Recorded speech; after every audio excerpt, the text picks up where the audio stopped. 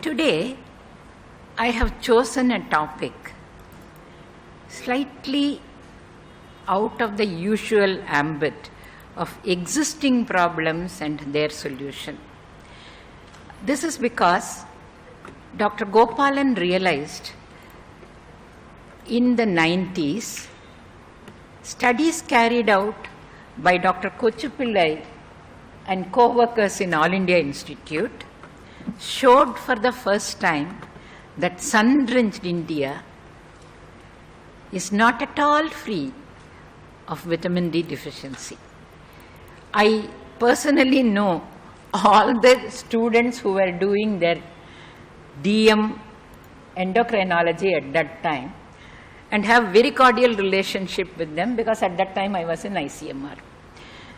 They used to come and say, "Ma'am, you know, we find 70% of our nurses in summer and 90% of our nurses in winter have vitamin D deficiency."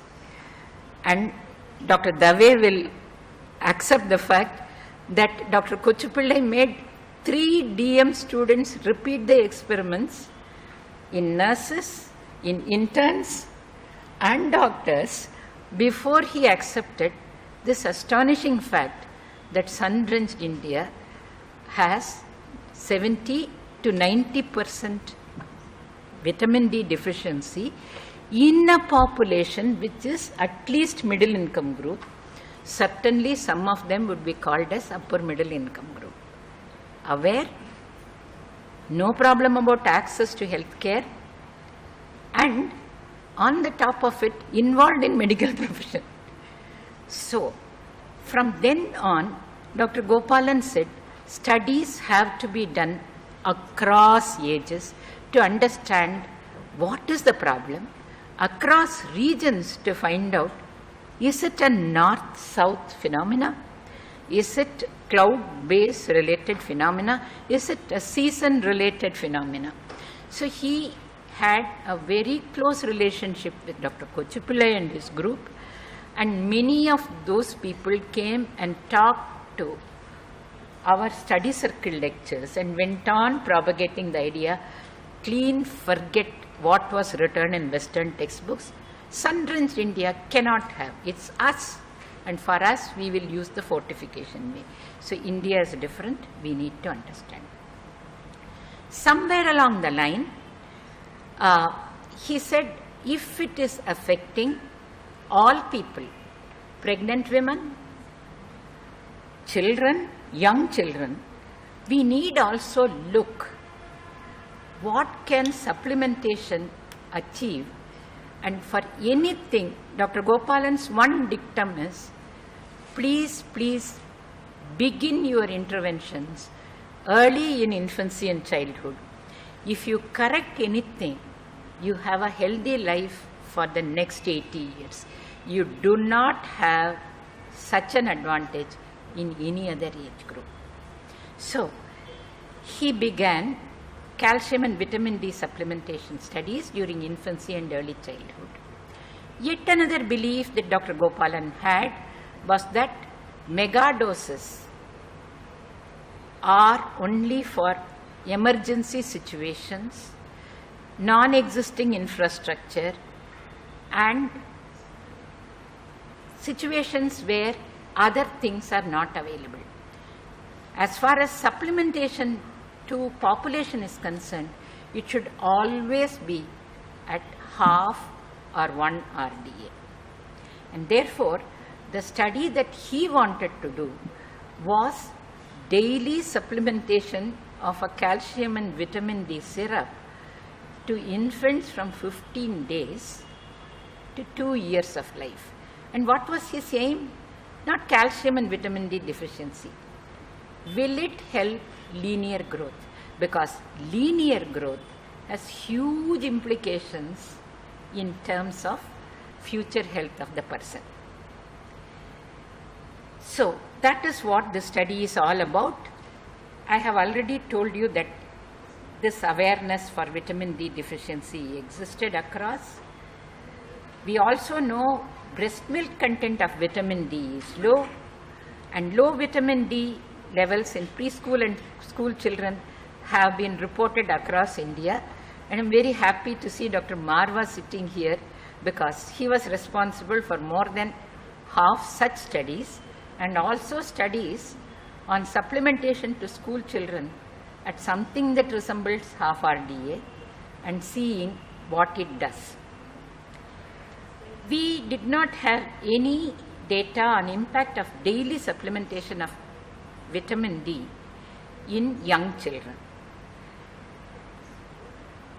We therefore undertook a study with the objective on finding the effect of daily supplementation of calcium and vitamin D in children from low income group from first month till 24th month on height of children at 24th month. The study design envisaged randomized, double-blind, placebo-controlled trial. The code to distinguish supplement from placebo was known only to the manufacturing unit and the DSNB chairman. The community-based supervised daily supplementation of the supplement or placebo was from first month to 24 months of age, and the outcome parameter used was height at 23 months.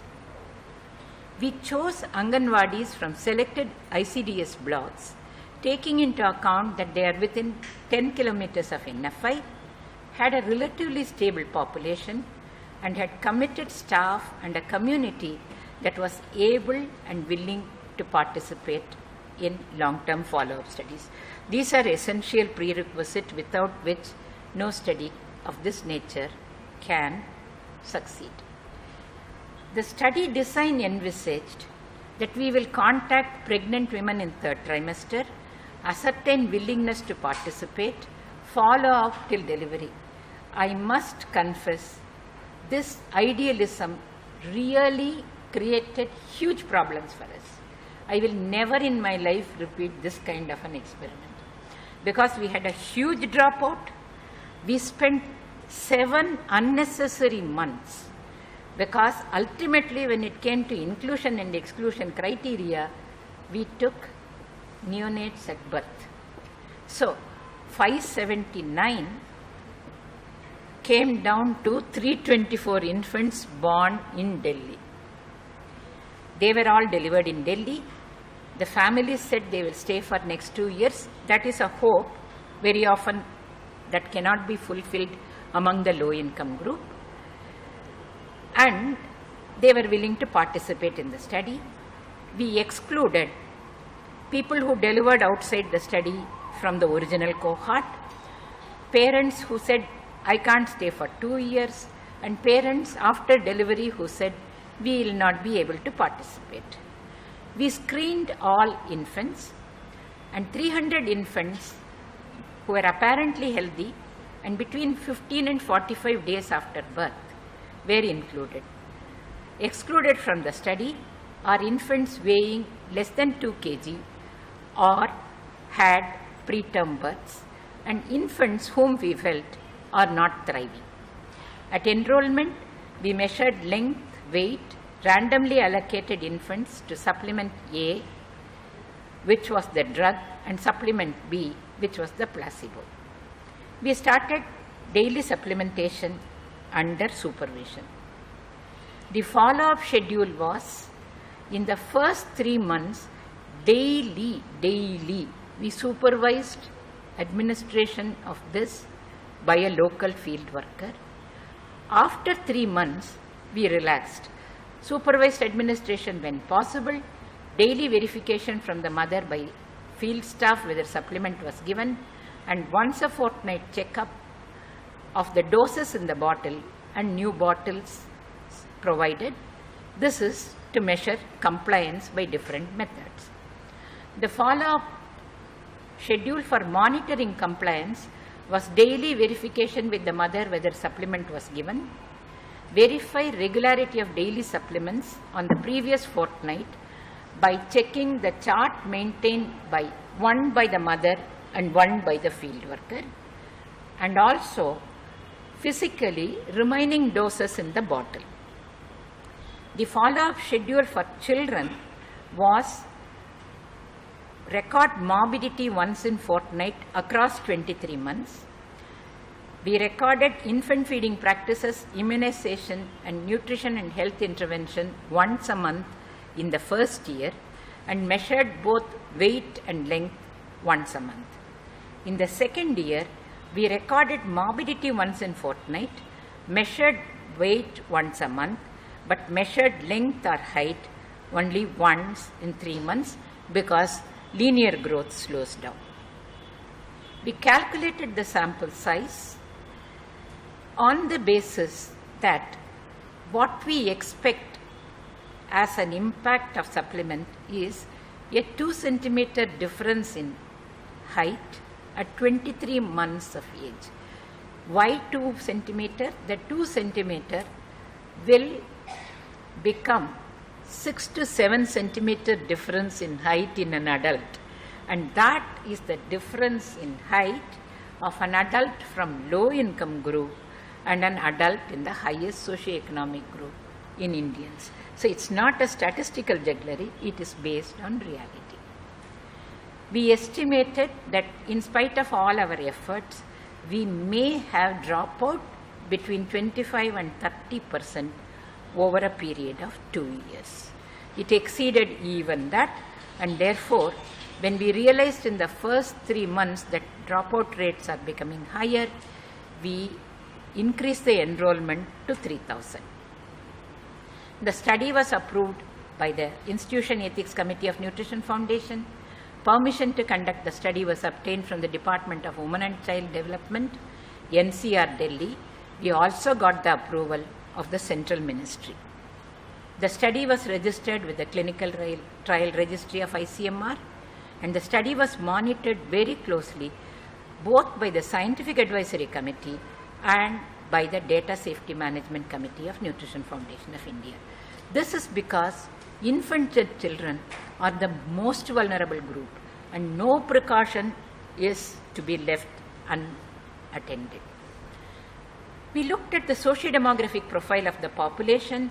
Majority were what they called as low middle income group. They are not really the lowest. They are drivers, plumbers, electricians, they don't know poverty in the extreme limit. There were no serious constraints about where the next meal is coming.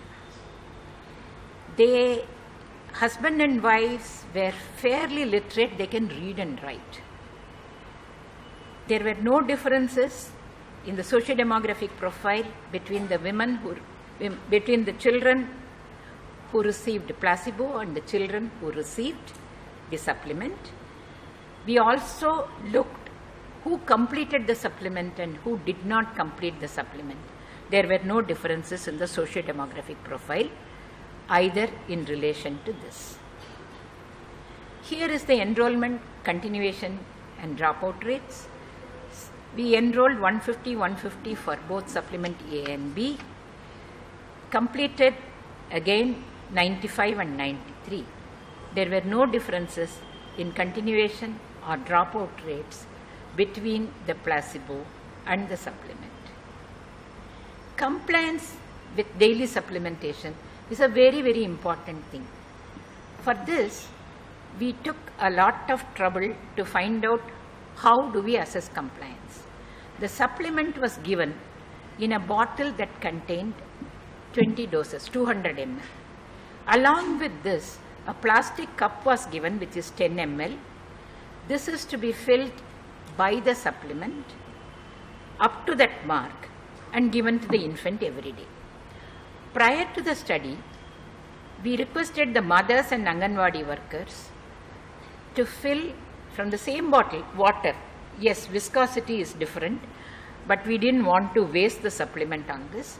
We gave water in it and gave the cup and said, come, now measure 20 ml and 10 ml and put it into the beaker and we will measure the final thing. The number of doses that they measured from 200 ml of water ranged between 18 and 22. I think it is logical to approve that this is what will be the reality when they give the supplement. So we took it that any bottle which was completed within 18 to 22 doses, the child had full compliance. If we use it to calculate the number of bottles that the children should have had between 1 and 23 months, it comes to 37 bottles plus minus 4 bottles. So we then rated the compliance using bottles that were completed. We were very happy that 80% compliance rate over a period of 23 months fell within this. And even those, there was no excess given, because in vitamin D you have to think of excess as well. The reduction was okay, 15%, acceptable, and beyond that we cannot hope to achieve under field conditions. There were no differences in compliance between supplement and placebo. We all know 3 factors affect growth during the first 2 years of life. First is weight at birth or at first month of life, when the birth weight is not available or we suspect it is not accurate. Many hospitals still do not take birth weight accurately. The second factor is infant and young child feeding, and the third is morbidity due to infections. We looked at the entire cohort. We know, and this study also demonstrated, birth weight and weight in the first month is a major determinant of attained weight at 23 months. This goes back to Shanti Ghosh's time.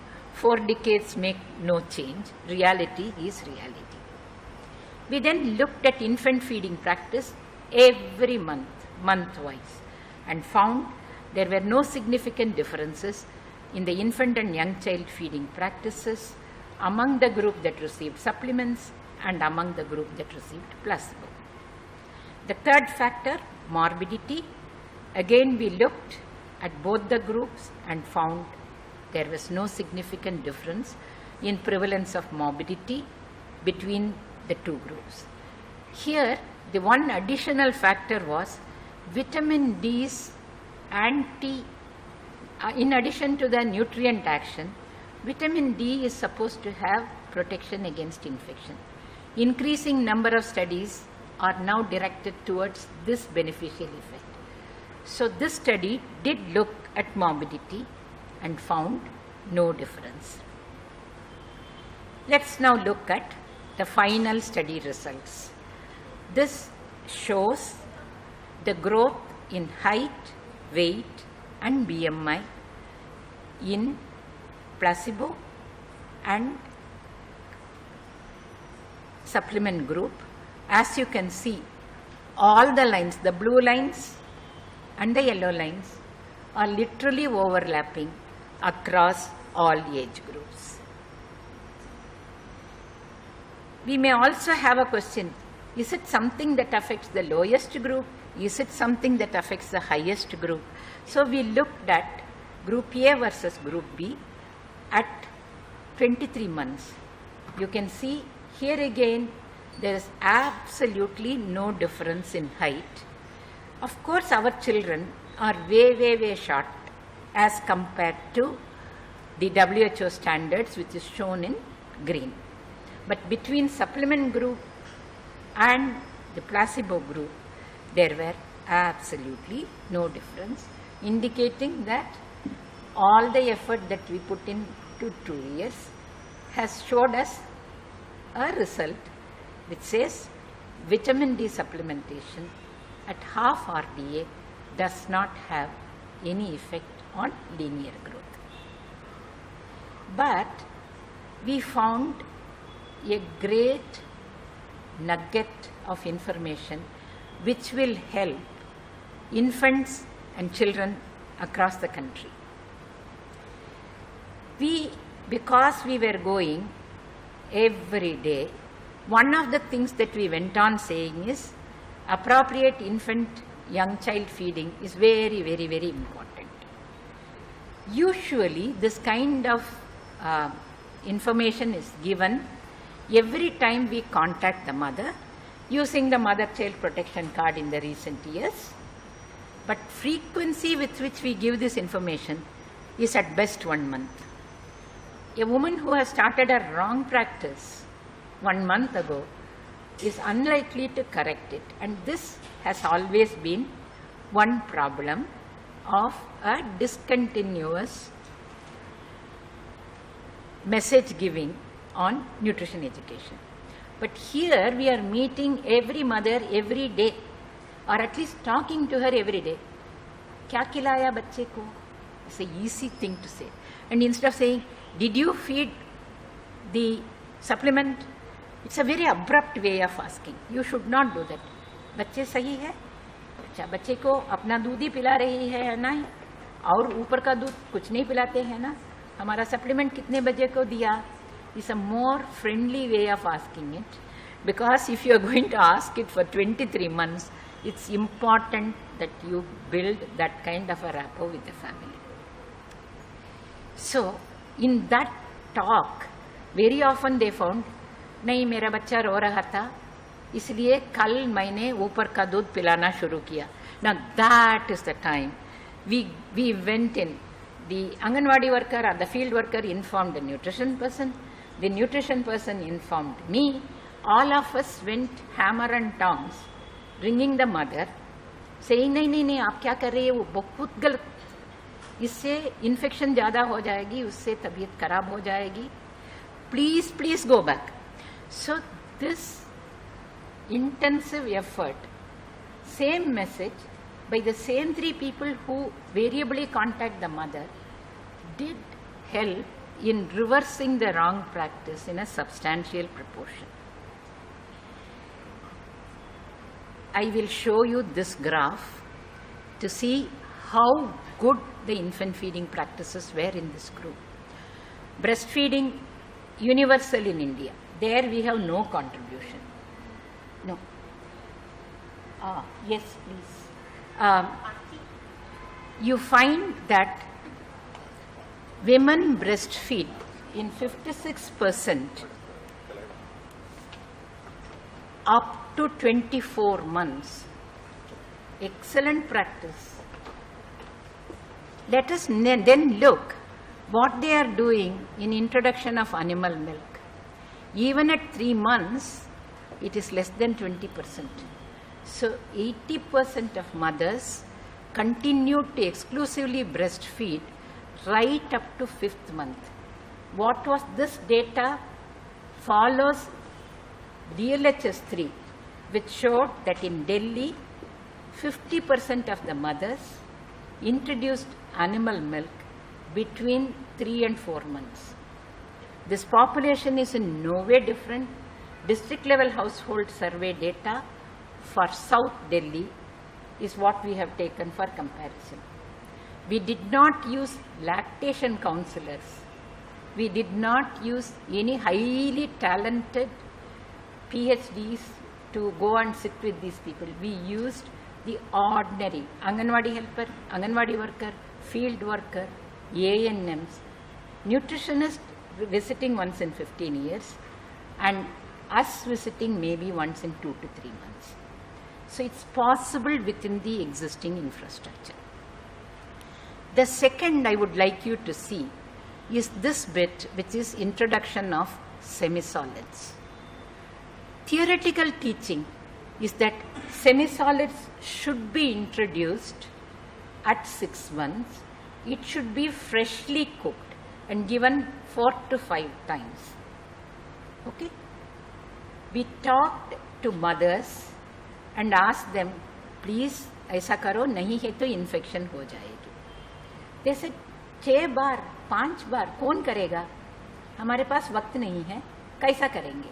और करेंगे तो भी 2 चम्मच के लिए कितने बार कर सकते हैं? These are realities. So we said, okay, क्या है आपके पास? They said, we will prepare once.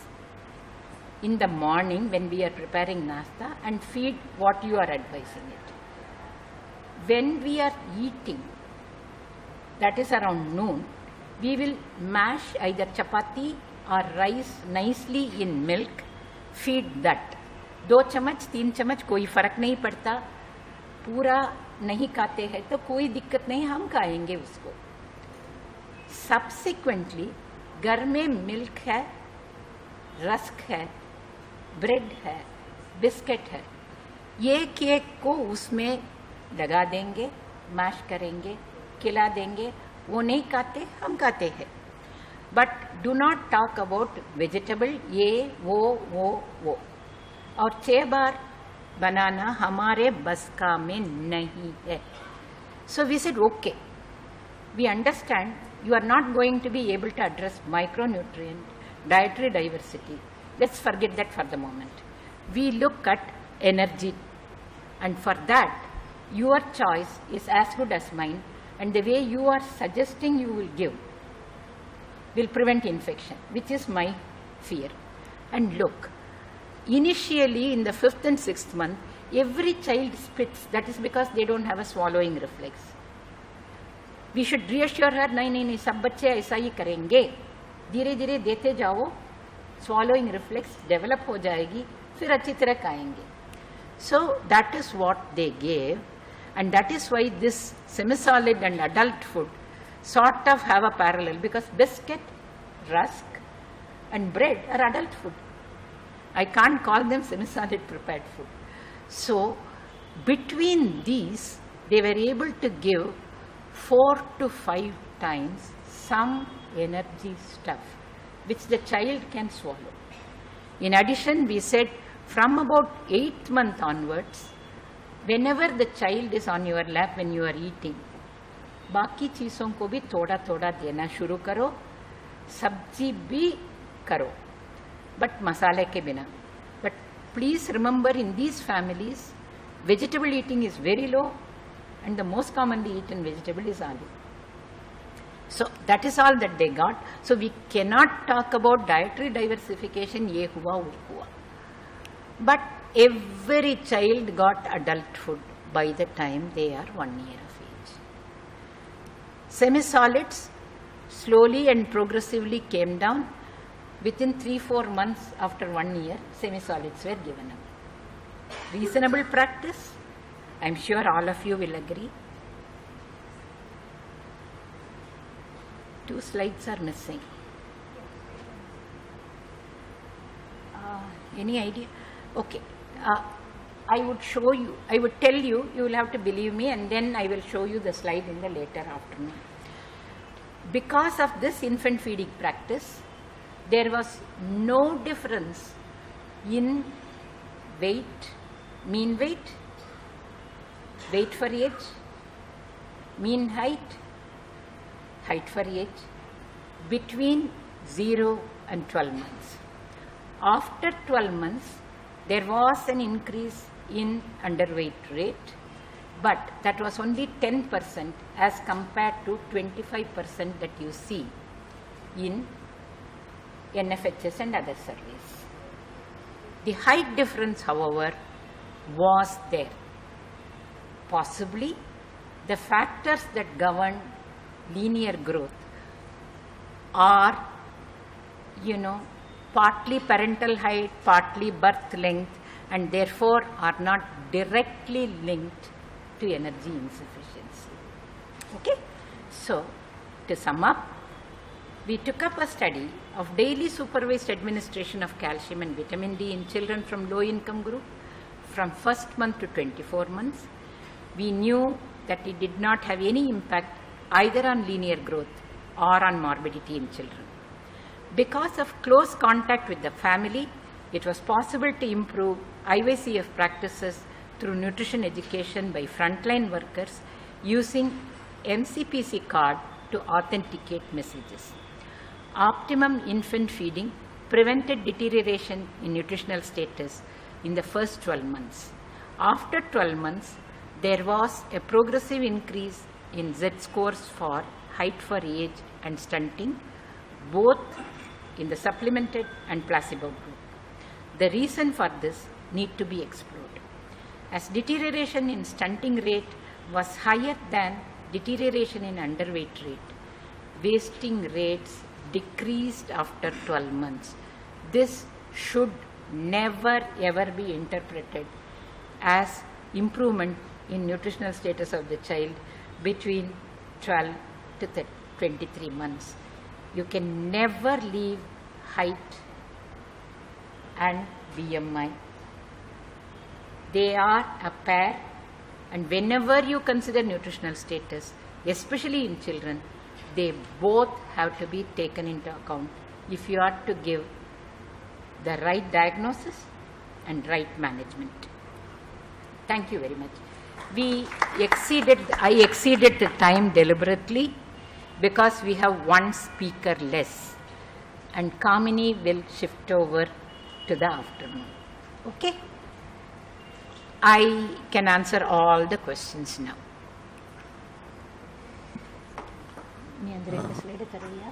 From the audience, the questions, and from the seniors in the audience, some comments if they wish to make, if Madam allows. Yes, okay. Everything. Now we have plenty of time, so no worry about time constraints. Ask as many questions because it is a controversial presentation, and therefore worries and queries have to be expressed and cleared. Otherwise, progress will be very, very tardy. While others are trying to muster courage to ask question, Madam, if I can make a comment. Yes.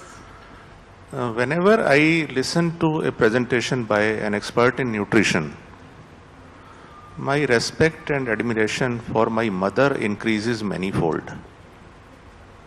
I am talking of the time when I was born, almost 60 years ago.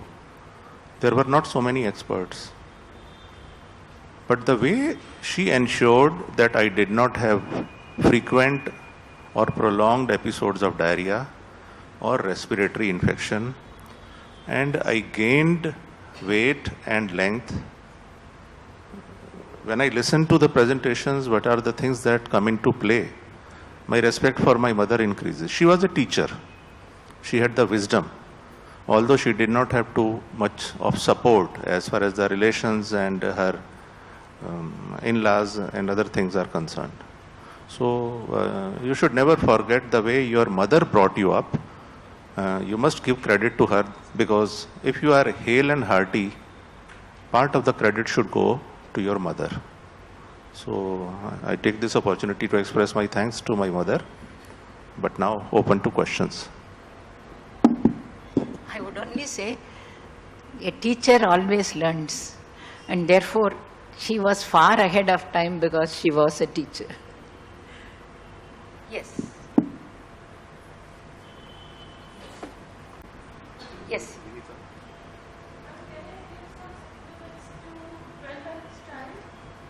Huh? Can I give some supplements to give, for 12 months time, if he's not eating anything while teething and all, so can we give? By 12 months, Yeah. the child should be eating all adult food. If you had started slowly familiarizing him with the normal food that you eat, and he eats, see, we adults are used to a 3-meal pattern. You should not force the child into a 3-meal pattern, because children have very small stomachs. Yeah. So they get filled very fast and they will say, nahi khayenge. So in between meals, you should give them something. And you know, in a well-to-do family from which you come, I would suggest nice variety of seasonal fruits to be given once, good vegetables without too much of masala to be given along with 2 meals, or bread with that. Bread we can give. No harm, it is wheat. Kya difference hai nutritionally between bread and chapati? None. So children hate monotony. Children like variety. understand also, some people all through their life like sweets. I love sweets. I am not very fond of savories. Some children hate sweets. They love savory. Yeah. Please watch your child. Find out what he likes. Give your food according to its likes and divide it into 6 meals from now until the child is 3 years of age. And in that period, reduce temptation to give fried food, ice creams. Yeah. Kheer is okay because it has milk, but not sweets. Fine. You will get a normally nourished child. Overnutrition is a major problem today in under 3, and that is in our income groups. So you should not allow that to happen. So the indictment against fried food which are tasty and sweets which are tasty is to prevent overnutrition, but fill with variety so that they have the satisfaction. Because while teething problem, na, the child can deny, he is like, no, he don't want to eat anything. This is the problem because... Vinita, this is a problem of working women. Yeah. You want to force everything down their throat in 3 minutes. He wants your company for 2 hours. This is the conflict. You know, you are all my children. I am not saying anything that all of us have not faced. But spend more time. There is absolutely no other method by which you will be able to give good nutrition. And company makes your child nearer to you. That's also worthwhile. Yes, Dr. Marva.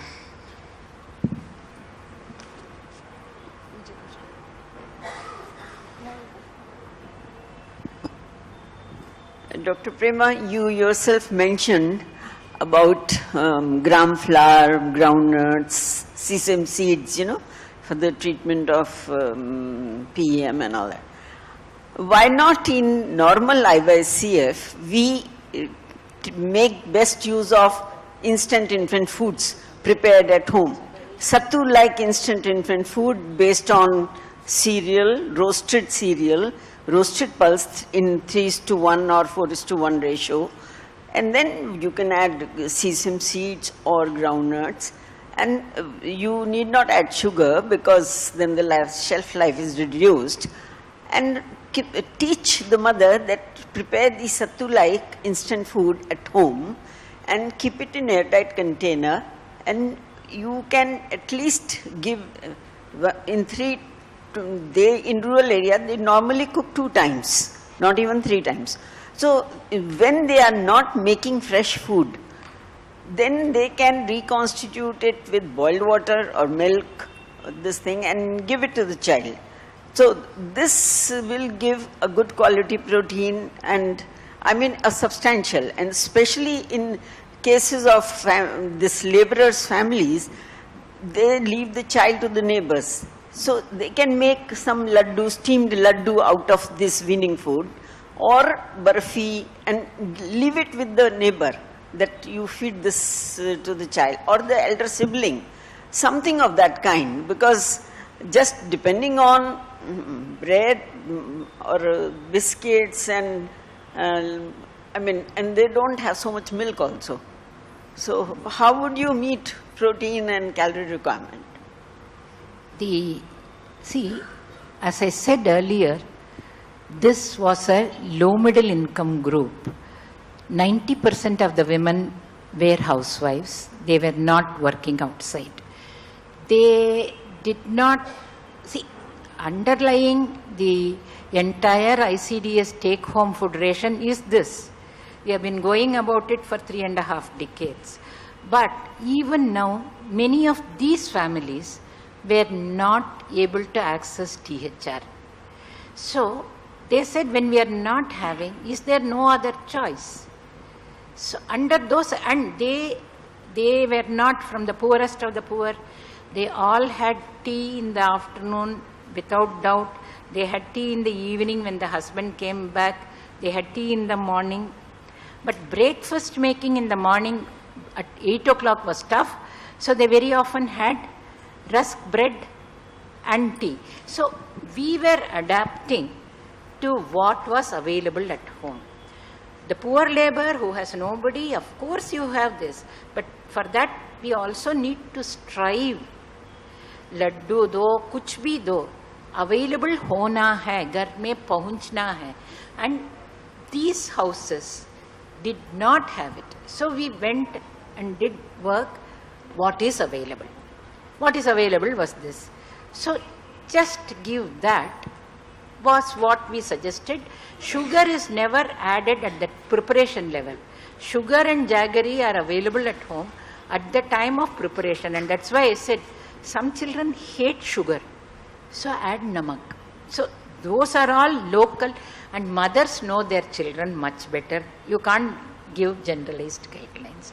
But yes, it has to be tailored to the family, what's available, and personalized care to the extent that's possible. This is a research study.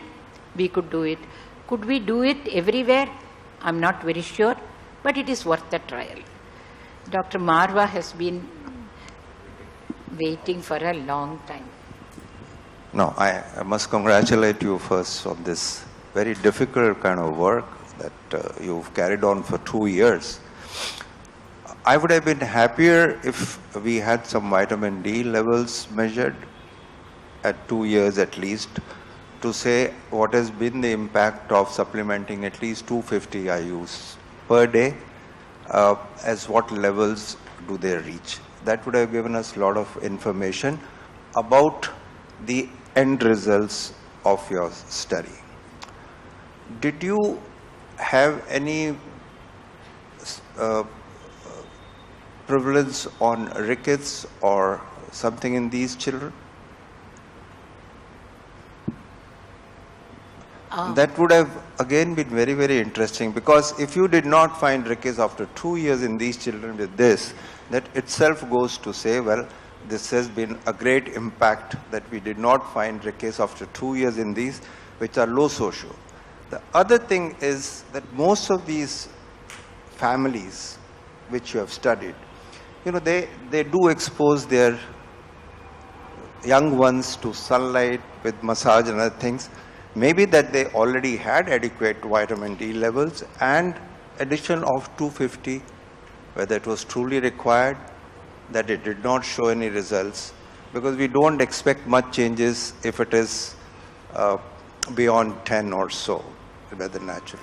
So I think these are few points which I thought would may interest you, or if you have Yes. some answers to that. They are very valuable points. You see, we had major debates within us with the funding agency, which was ICMR, with the clinical trial people and DSMB people. They were very uncomfortable in blood drawing in the community setting. So we said no. For the time being, we are not even very sure. So we will not do it. Let us look at linear growth. Your other points are well taken. Many of them, from about 4 months onwards, they took their child out when they go shopping, when they do this. See, that kind of sun exposure, first 2 months, they were essentially confined to home. But thereafter, where the mother went, the baby went along with them. And they were housewives, they did the marketing, they did taking the elder child to school, everywhere. They had nobody to leave the child with. So where the mother went, the baby went. This we couldn't document in any big way, and that remains a lacuna in our study. Yes. Yes. My question was that in diet we are not able to get much of vitamin D. So is it that that all of us should be given vitamin D, because in sunlight also we are not being able to get much vitamin D.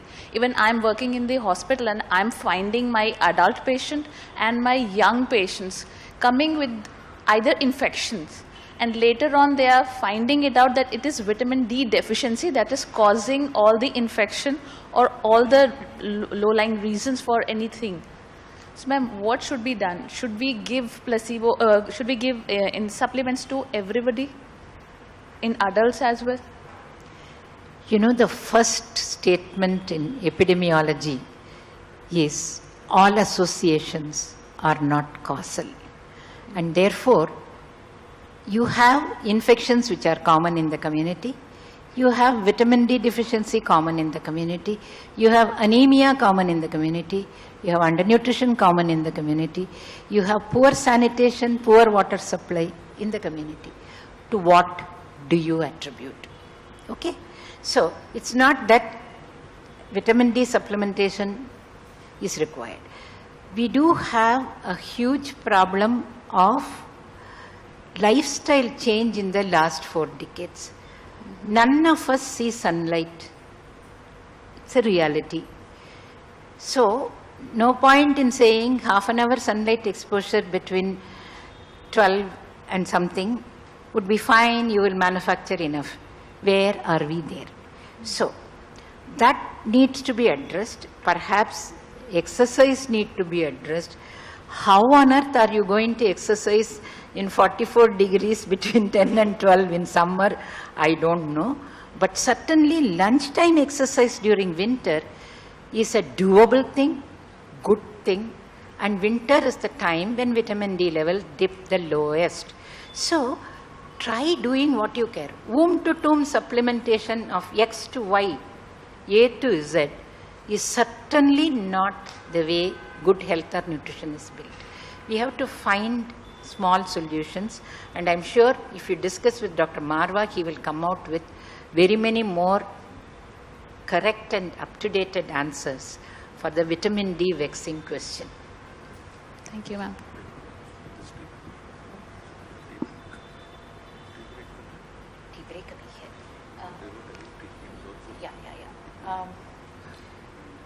Yes, Dr. Marwa. No, one or two more comments if time permits. Yes, yes. When you want extraskeletal benefits of vitamin D, you got to have it at very high levels of vitamin D in your blood. That has been very, very clearly shown, not only by us in congenital ichthyosis patients, where they dramatically improved when we gave them high doses. This was actually a surprise, pleasant surprise, and I think the professor of dermatology, Professor Sethuraman, got the best of dermatology award for this. Another paper which came was ulcerative colitis from PGI Chandigarh, where they did see extraskeletal benefit in ulcerative colitis, again published. So if you really want some other benefits in terms of infection, in terms of immunity development, you go to have higher levels of vitamin D and for a longer duration. So it doesn't occur you give vitamin D for 3 months and your immunity will go up like that. Secondly, the requirement for Indians is certainly very different. For simple reason, what she mentioned was exposure to sun. You did mention about winters. We expose children for 1 month in winters in Tagore International Schools, December, January. There was no formation of vitamin D. And the UVB index was very, very low at that time. Probably because we hardly get any strong sun directly hitting your skin. When we expose children from Sadhu Vaswani Girls School for 1 month in the month of May and June, the rise of vitamin D after 1 month, one class, 40 minutes of exposure with 15% to 30% body surface area was only 4 nanograms. For 10 nanograms, it went up to 14 nanograms.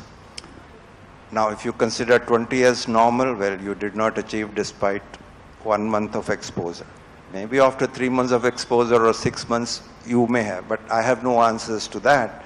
But what I was trying to say is even exposure for half an hour to 40 minutes for 1 month does not really suffice to raise your vitamin D to normals. And the biggest question is what is normal is we're still working on what is normal. But what I've seen is if you take 20 as the cutoff, which international committees recommend, we in 1,000 children we made into 3 groups. In one group we gave 600 IUs every day, the second group 1,000 and the third group 2,000. For the simple reason that 600 was recommended by Institute of Medicine, 1,000 was recommended by Endocrine Society of America and 2,000 by a lot of publications from Professor Michael Hollick. When we define RDA, you must all understand is that whatever the amount is required to make 97.5% of the population achieve normal levels.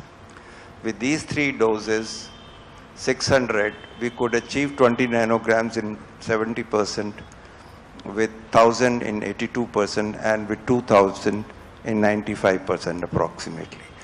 So I still keep wondering, do we not achieve 97.5 even with 2,000, and we recommend only 600? So these are points which, we have to struggle with. What is our requirement here? Maybe the pollution is too high in Delhi that we work on, so the exposure to sun also doesn't really help much. And of course, the lifestyle, what she mentioned, using sunscreens or covering yourself and things like that.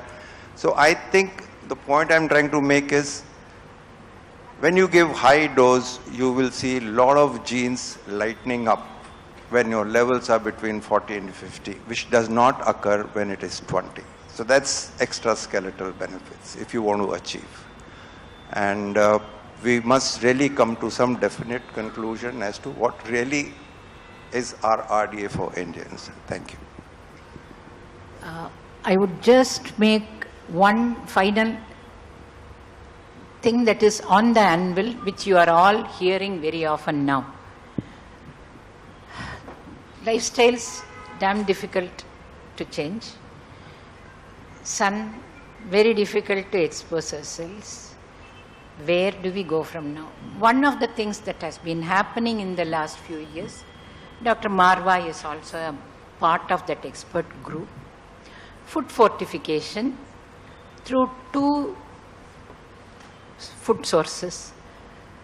Oil, which is mostly manufactured by large manufacturers. This will achieve maybe about 40 to 50% coverage.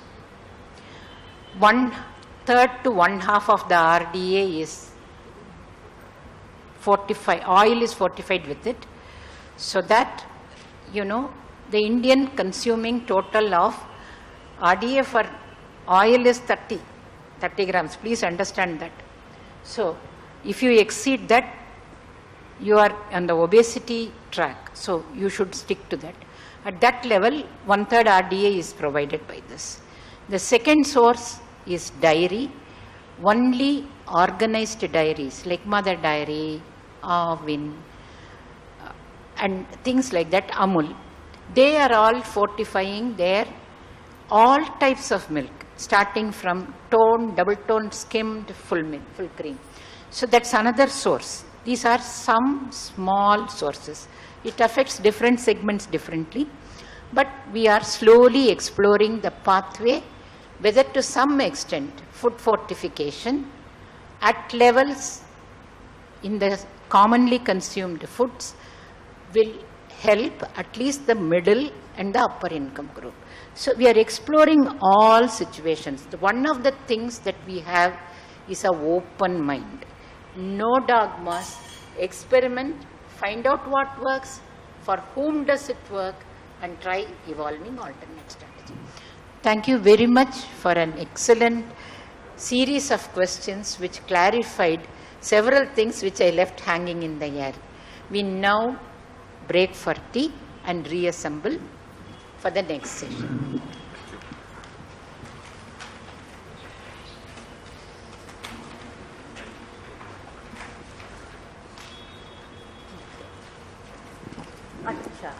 No. Dr. Vadva will give me the fruit basket. I cannot go without that.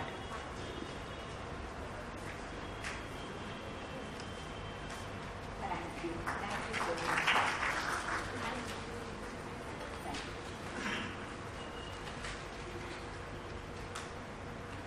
Sorry, we need these to send to Sarat and Mani. So please bear with this when I forget and let's say we leave it.